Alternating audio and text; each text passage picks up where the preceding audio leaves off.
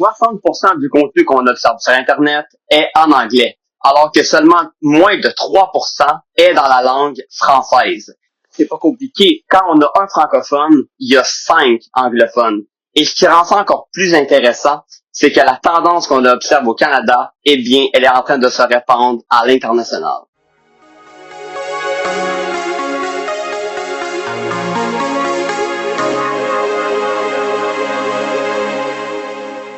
Est-on en train de perdre le français? C'est une très bonne question. Je crois que le mot n'est pas qu'on est en train de perdre le français, mais la question c'est plus, est-ce qu'on est en train de se laisser un peu assimiler? Est-ce qu'on est en train de perdre nos habitudes en termes de consommation, en termes de visionnement? Et ça, ce qui fait qu'en termes de culture, puis en termes d'éducation, je dis pas qu'on est en train de perdre l'importance, mais on est peut-être en train de dire que même dans une province qui est reconnue francophone, comme le Québec, on réduit un peu l'importance de la langue française par rapport au niveau international, qu'on le sait, que beaucoup au niveau du travail, puis au niveau de nos quotidiens, on rentre beaucoup aussi dans la langue anglaise. Qui fait reculer le français au Québec et au Canada? C'est clairement les grandes entreprises multinationales qui font baisser le français au Canada, au Québec, mais aussi partout dans le monde. Quand on regarde les boutiques comme Amazon ou comme plein de magasins, on voit des affiches qui sont seulement en anglais, même à Montréal, ce qui est pas normal parce qu'on est supposé être une province bilingue. Mais c'est les grandes entreprises qui ont énormément d'argent, qui font leur business le 3/4 du temps en anglais, puis qui ont de la misère à s'adapter au français, pas nécessairement par manque de moyens, mais par manque clairement de volonté, alors que les petits commerces qui sont, exemple, au Québec, puis qui font rayonner nos régions, et exemple, nos gouvernements, eux, veulent maintenir le français malgré les défauts qu'on peut donner à chaque gouvernement. Il y a beaucoup de mesures qui ont été faites au niveau de l'éducation, exactement, dans les dernières années, pour essayer de maintenir le français. Et malheureusement, je peux pas dire que l'immigration au Québec ne fait pas un peu baisser la langue française, pas parce que les personnes nécessairement sont pas prêtes à s'adapter, mais on n'a pas malheureusement les ressources en place présentement au Québec pour les aider quand ils arrivent ici pour apprendre le français de manière adéquate et de s'intégrer dans le milieu du travail. Surtout que l'anglais sert à fonctionner vu qu'on a deux langues. Exactement. C'est la double langue, c'est que la première langue versus la deuxième langue, une est beaucoup plus parlée dans le monde que l'autre. Puis étant donné que justement l'anglais c'est la langue mondiale, ben souvent ces personnes-là qui viennent de d'autres pays ont soit déjà une petite base en anglais, déjà en arrivant, ou vont être plus voir l'importance, je dirais, de commencer à parler anglais, malgré qu'on est au Québec. Contrairement à ce qu'on peut observer historiquement, maintenant, c'est pas un pays qui va venir sur un territoire pour obliger des gens à suivre ses coutumes, non. Maintenant, c'est des entreprises qui vont préférer privilégier la langue mondiale aux autres langues. Exactement. Sur un territoire X, parce qu'ils vont privilégier, mettons, le français en France. Oui. Mais si t'arrives au Canada, ben, comme il y a deux langues, on va prioriser celle qui est mondiale. Parce qu'encore une fois, comme on a dit plus tôt, tout ce qui est business et commercial est beaucoup plus en anglais. Oui, et on va te faire payer de pas vouloir écouter en anglais. Exactement. Au Canada. Alors que si tu vas en France, on va t'offrir le son français gratuitement. Parce que rappelez-vous, dans des vidéos précédentes, on avait mentionné, quand tu as un film sur Amazon Prime ici, souvent tu n'as pas le français gratuitement, payer un coût supplémentaire alors qu'on est au Canada et qu'on répète, on est un pays bilingue, alors qu'en France, jamais ils vont se poser cette question-là sur des applications comme Netflix ou Prime. Et justement, en parlant de la vidéo, si vous voulez savoir davantage de quoi on parle, on nous a fait une vidéo précédemment sur le déclin du français. Vous pouvez voir dans je crois que c'est là, dans le i, ici. On vous a mis la vidéo en référence pour que vous puissiez aller voir de quoi on parlait précédemment. On parlait justement de ce qui se passe avec Amazon au niveau des films, au niveau du sport. Ça donne une idée globale à la base de ce qui se passe en ce moment. Est-ce que les grandes entreprises accélèrent l'assimilation mondiale? À mon avis, clairement, je pense qu'on voyait ce phénomène-là pas autant avant. Je pense qu'aujourd'hui, quand on arrive dans n'importe quelle grande entreprise qui sont implantées un peu partout dans le monde maintenant, parce qu'on essaie de globaliser notre entreprise et notre économie, surtout dans les grandes entreprises, et la langue mondiale, on le parle depuis tantôt, c'est l'anglais. Alors même quand ces grandes entreprises-là, leur PDG, comme on peut appeler, comme Air Canada, par exemple, on pourrait donner cet exemple-là, ben eux, même leur communiqué, leur conférence de presse, quand ils engagent des employés, ben dans le quotidien, c'est l'anglais. Mettons, là, on reste au Canada, mais mettons qu'on va plus large, parce qu'il y a plein de pays dans le monde qui parlent en français. Là. Oui, la France, la Réunion, la Belgique, on prend nommer. Ben, il y a l'Algérie et le Maroc, qui eux, ont 2 langues aussi. Oui. Si on prend les pays d'Afrique, ont souvent 2 langues. Ils ont souvent, mettons... L'arabe, exemple. L'arabe, le kabyle, whatever. Puis, ils vont avoir le français. Le français, dans leur cas, c'est comme l'anglais pour nous au Canada. Oui. C'est la langue colonisatrice. Ouais. Mais, ils vont quand même parler en arabe entre eux. Ils vont quand même avoir une culture en arabe. Ouais. Du contenu en arabe. Mm-hmm. Et en français, ils vont avoir les deux, ils vont avoir la culture des deux. Ouais. Alors qu'ici, on a une obligation à l'anglais. Si on veut être en français, il faut payer pour. Ce qui est comme pas normal. Dans le fond, on nous force à l'anglais. Oui. On nous laisse pas le choix. Puis ça avait été accéléré honnêtement dans les dernières années. Oui, là, avant, les films qui sortaient de Hollywood aux États-Unis, dans les cinémas, on avait un délai avant de les avoir, mettons, ici en français. Oui. Ou comme maintenant, c'est directement sur les plateformes de streaming direct souvent. Oui, puis souvent, ben, la version française n'apparaît jamais au Canada. Non. Si tu regardes, mettons, en France, le même film, ils vont avoir la version française. Oui. Donc, pourquoi on n'a pas cette version-là ici? C'est comme, pourquoi ici? Puis, c'est encore moins transcrit qu'avant.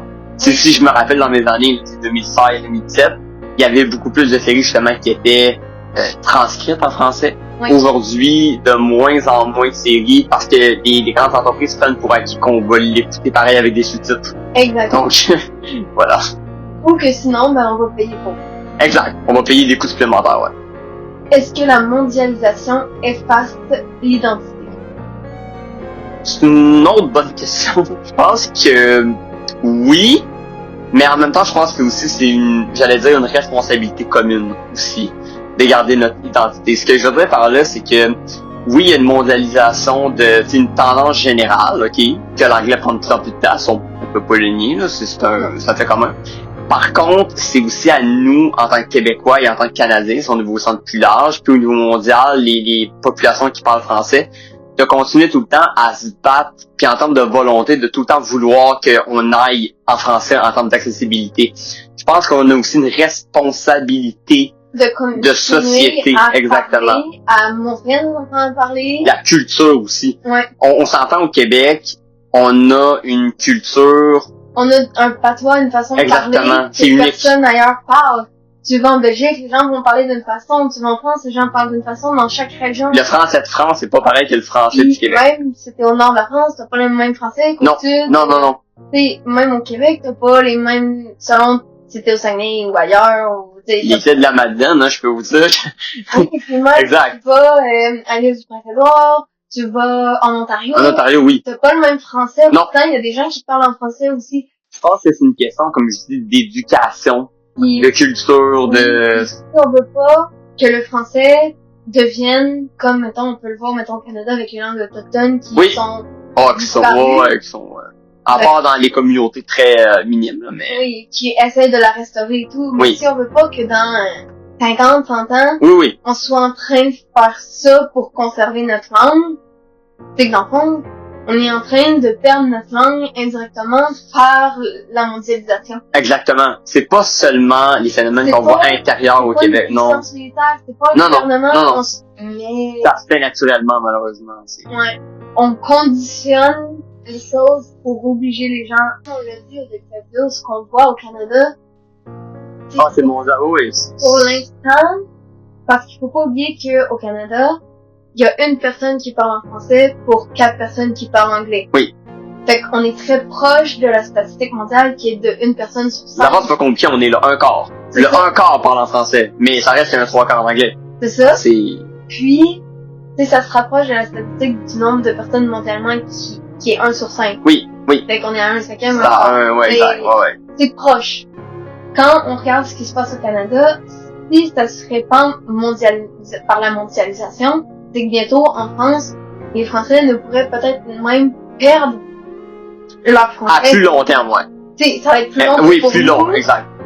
Mais ils ont déjà une tendance à avoir des anglicismes dans leur français. Ah, de plus en plus marquant, de plus en plus fort. C'est vrai que de plus en plus, c'est vrai, ils ont beaucoup d'anglicismes.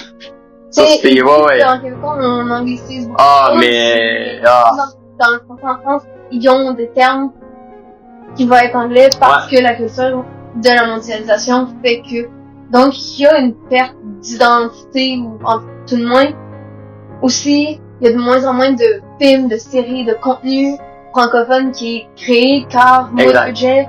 Exact. Puis on préfère traduire un minimum de séries anglaises plutôt que de produire. Et pour terminer un peu sur cette question-là, même à la télé, même la télé, remarquez, il y a beaucoup moins qu'avant des chaînes de télé francophones, de sport, de séries. Même au Québec, maintenant, t'as beaucoup de chaînes anglophones. Énormément. C'est plus comme en 2015, tu avais l'exemple des Frac TV, Télétoon en français. Ça a beaucoup changé, puis ça va encore continuer à se dégringoler, comme j'aimerais l'appeler malheureusement. Qui profite de l'uniformisation des cultures? Mais là, encore une fois, je pense que c'est les grandes entreprises. Pourquoi? Parce que si, exemple, l'anglais devient encore plus mondial qu'il l'est en ce moment, mais qu'il l'était déjà, et que on est en train de, je veux pas dire que l'anglais deviendrait une langue universelle, mais bon, c'est que c'est plus facile pour une entreprise d'avoir une seule langue puis de pas devoir s'adapter partout dans le monde. C'est plus facile un peu de s'implanter. Pas payer des gens francophones. Exactement, de s'implanter partout. Pas payer de transcription. Exactement. C'est que tu peux t'implanter partout dans le monde en réalité, mais en gardant ta propre. Tu sais, t'es pas obligé d'engager des gens de la place en fait, parce que bon là tu t'adaptes à la culture, ni à la langue. Donc, il y a ça qui rentre en ligne de compte. Fait que je pense que les grandes entreprises sont gagnantes. Je sais pas si c'est un autre exemple de qui est gagnant de tout aussi, mais c'est sûr que... Tout le monde a la même culture. T'as plus à représenter chaque culture. Fait que t'as plus à faire des films pour un certain type de culture. Si tout le monde est pareil. Ouais. On le voit, mettons, en Asie, les gens doivent s'habiller tous de la même façon. C'est des gens qui ont pas le droit et ont une perception collective, mais pas d'eux-mêmes. Donc, dans le fond, on est en train de dire, on fait quelque chose, le divertissement, la vie doit devenir collectif. Comme on est capitaliste, ceux qui voudront pas être collectivement anglophones, on va leur faire payer. On le voit de plus en plus, mais ça va augmenter. Mais comme j'ai dit, je pense que oui, les grandes entreprises ou les gens tout court, qui sont déjà anglophones, comme par exemple aux États-Unis ou autres, eux vont en profiter. Parce que c'est plus facile pour eux, c'est des grands pays, il y a beaucoup de population. En fait, le mot que j'utilise, c'est on avantage beaucoup les populations où qui parlent anglais, mais les grands pays, là. Oui. C'est eux qui sont nombreux, là. Le peuple américain, parfois, a des avantages dans certaines choses aux États-Unis. Tu te dis, comment ça? Même l'Angleterre. Exactement. Puis des fois, tu te dis, OK, mais pourquoi tel modèle est déjà implanté dans ces pays-là? Puis que nous, on n'a pas ça. Ouais. C'est facile, parce qu'ils priorisent ces pays-là avant nous.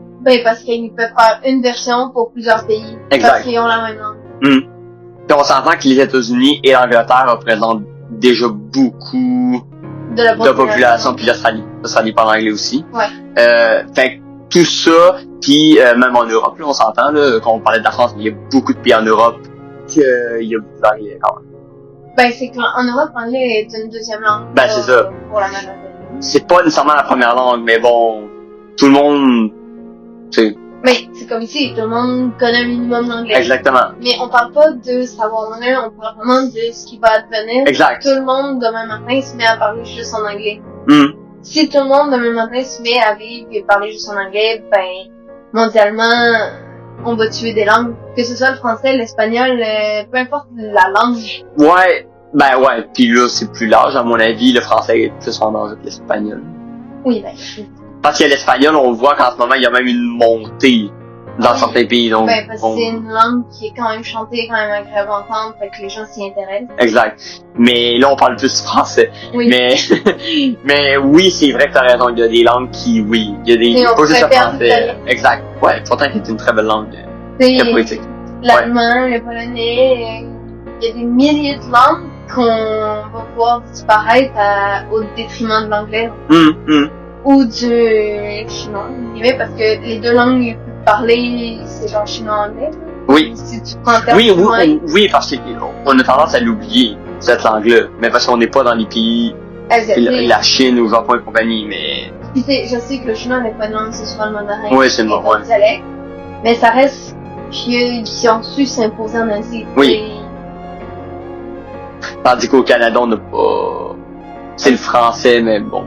Ben, avant, on était très bon pour défendre notre français. Oui. Maintenant, on se laisse aller. De plus en plus, ouais, de plus en plus. Puis, on remarque que c'est vrai pour tous les pays francophones. Oui. C'est même la France et la Belgique, à petite échelle, même la Suisse, ils s'écrasent au système anglophone, même si, bon, dans leur pays, tout le monde parle. C'est surtout aussi que, parenthèse, mais exemple, un pays comme la Suisse ont beaucoup de langues. Oui, ils ont 3 langues, là. C'est sûr que eux, il y a comme une diversité. Mais les gens vont parler la langue pour laquelle ils sont nés, dans la région qu'ils sont nés. Oui. Ils vont connaître les autres langues, puis c'est normal. Mais ils vont conserver leur langue, puis leur langue va être représentée dans leur pays. Ouais. C'est plus ça, alors qu'ici au Canada, le français, on tend à l'écraser un peu. On le pénalise, comme je dis, surtout au niveau politique. Pas nécessairement parce que le gouvernement tente de se battre, nous, pour la langue. Mais quand tu regardes, souvent les autres provinces, ils font des ententes, tu sais, sur la langue ou sur l'identité. Et le français est pas souvent pris en compte, malheureusement. Non. Pourquoi on accepte l'assimilation sans le savoir? Je pense que le mot sans le savoir est bon.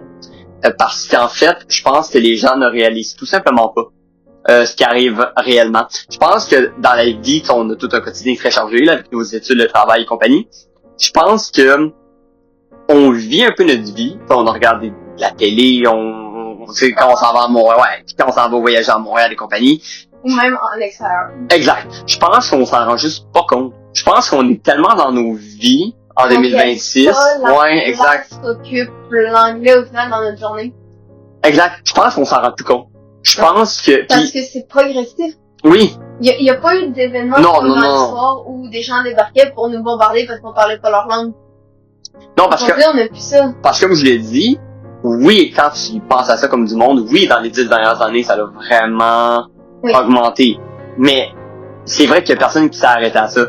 Il y a personne qui dit, hey, wow. C'est pas normal que je dois payer pour acheter la version francophone. Mais en fait, ma question, c'est pourquoi, exemple, moi, j'ai été un des premiers à en parler. Ouais. C'est bizarre. on parle quand même d'un gars qui voit pas beaucoup pis qui, je serais pas supposé être le gars qui explore le plus la planète, ok? Les plateformes de streaming. Donc, ma question, c'est pourquoi personne n'en parlait avant? Ben, la réponse, c'est parce que je pense que d'autres personnes l'ont remarqué, oui. Mais le monde trouve ça normal, ouais. C'est comme, normalisé. Exact. Mais c'est ça qui est dangereux.